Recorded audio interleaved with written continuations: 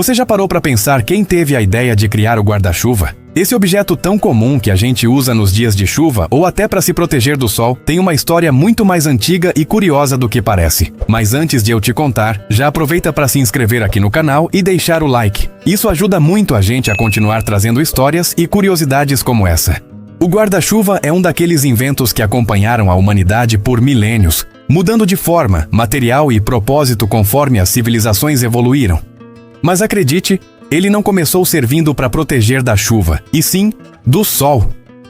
As primeiras versões do guarda-chuva surgiram há mais de 4.000 anos, no Egito Antigo, na China e na Mesopotâmia. Nessa época, ele era um símbolo de status e poder. Somente os nobres, reis e sacerdotes podiam usá-lo. Feito de folhas de palmeira, penas e papiro, ele servia como uma espécie de sombra portátil, mostrando que aquela pessoa era importante o suficiente para não precisar se expor ao sol escaldante. No Egito, as pinturas antigas mostram faraós sendo seguidos por servos que seguravam grandes sombrinhas decoradas. Na China, os guarda-sóis também tinham um significado religioso e cerimonial. Eles eram usados para proteger os imperadores e as altas autoridades. E foi lá na China que nasceu a primeira grande inovação, o guarda-chuva dobrável. Por volta do século XI a.C., os chineses começaram a construir guarda-chuvas de bambu cobertos com papel encerado, tornando-os mais leves e resistentes à chuva. Eles usavam óleos naturais e ceras para impermeabilizar o papel. E essa ideia foi o primeiro passo para transformar o objeto em algo útil também contra a água.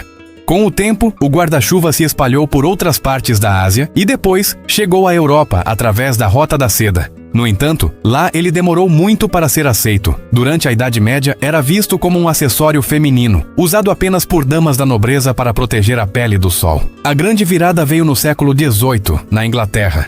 Um homem chamado Jonas Hanway teve a ousadia de usar um guarda-chuva nas ruas de Londres, mesmo sendo homem, o que era incomum para a época. No início, ele foi ridicularizado, mas sua insistência acabou mudando a moda e a mentalidade das pessoas. A partir daí, o guarda-chuva começou a ser fabricado com armações de aço e bambu, coberto com tecidos impermeáveis como seda e algodão tratado. Com o avanço da Revolução Industrial, ele se tornou mais acessível e prático. As pessoas finalmente perceberam que era muito mais inteligente se proteger da chuva com um guarda-chuva do que se molhar esperando a tempestade passar. No século XIX, surgiram versões cada vez mais sofisticadas, com sistemas de mola e hastes retráteis, o que permitiu que o guarda-chuva fosse dobrado e guardado facilmente. Já no século XX, com o uso do nylon, ele ficou ainda mais leve, durável e resistente. Hoje, o guarda-chuva é um objeto indispensável no dia a dia. Existe em diversos tamanhos, cores e formatos. Há guarda-chuvas automáticos, transparentes, de bolso, reforçados contra vento e até versões tecnológicas que se conectam ao celular para avisar se vai chover. Mas, por trás de toda essa modernidade, ainda está a mesma ideia que começou há milhares de anos: proteger o ser humano das forças da natureza, seja do sol ou da chuva. Curiosamente, o nome guarda-chuva vem do italiano parapioggia e do francês parapluie, que significam literalmente proteger da chuva. No Brasil, o termo combina guardar e chuva, o que descreve exatamente sua função: guardar a gente da chuva.